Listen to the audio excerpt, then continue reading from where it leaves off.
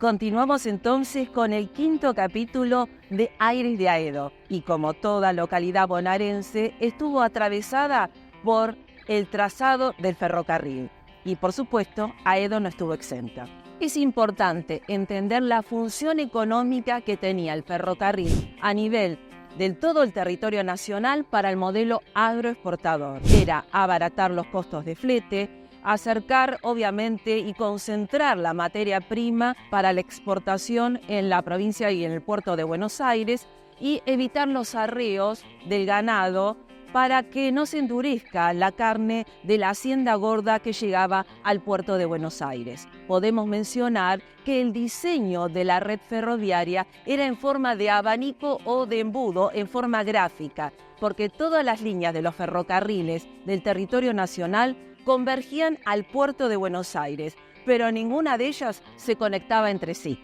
El 1 de agosto de 1886 se establece la estación de Aedo como empalme dentro del Ferrocarril Oeste con la ciudad de La Plata.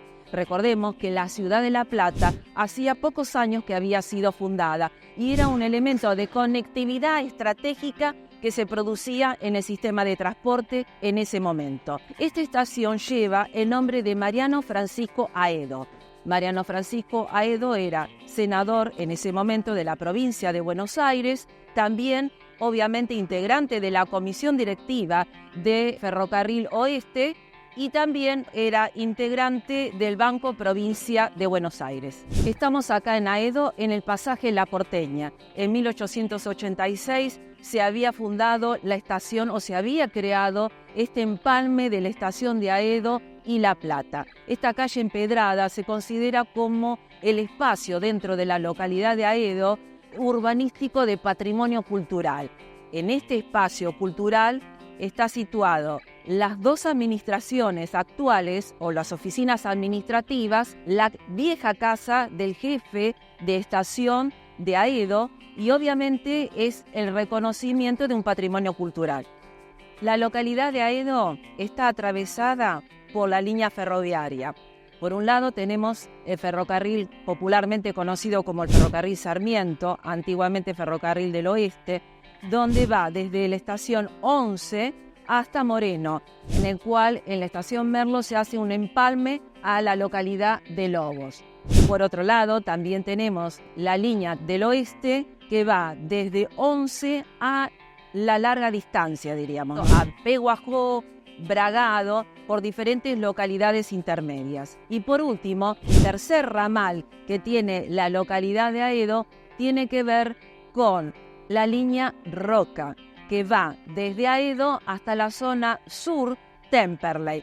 En este momento yo estoy parada sobre el andén del ferrocarril Roca, que va desde Roca a la zona sur, que sería hasta la localidad de Temperley.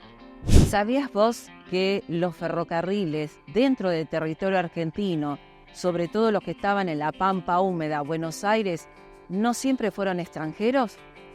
En 1889 estaba precipitándose una crisis económica y política a nivel estructural que fue lo que se conoce como la crisis económica de 1890 o el primer default. En ese momento el Poder Ejecutivo estaba representado por Juárez Celman. Juárez Celman había hecho alguna serie de desprolijidades políticas y económicas. Entre eso no había liquidez, había un enorme gasto público. Máximo Paz, como gobernador de la provincia de Buenos Aires, le había pedido dinero y además se había hecho ciertos endeudamientos al exterior, sobre todo en las provincias, en relación a que no había garantías.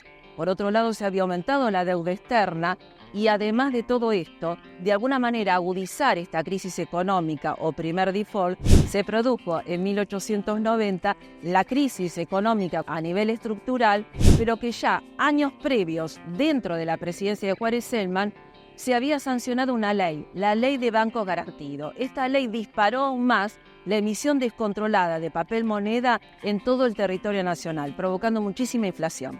Todas estas medidas, que generaron un combo explosivo en 1890, llevaron, antes de la salida política de Celman, llevaron a la privatización de gran cantidad de ramales de los ferrocarriles, sobre todo de la provincia de Buenos Aires. afectando obviamente a arrendatarios y a chacareros porque se habían liberado las tarifas de aranceles que obviamente perjudicaron al usuario del productor rural de la provincia de Buenos Aires. Hemos hecho entonces una reseña de lo que significó el sistema del ferrocarril a nivel país y obviamente en la localidad de Aedo. Vamos a ver seguramente la próxima otras etapas, pero que corresponden al siglo XX, donde se traslada la vieja estación de Aedo a la actualidad. Vamos a ver mediados de la década del 40, cuando se estatiza o se nacionaliza el sistema ferroviario. La década del 90, con el achicamiento del Estado y nuevamente el tema de las privatizaciones, hasta llegar al 2005. ¿Te acordás qué pasó en el 2005 con la estación de Aedo?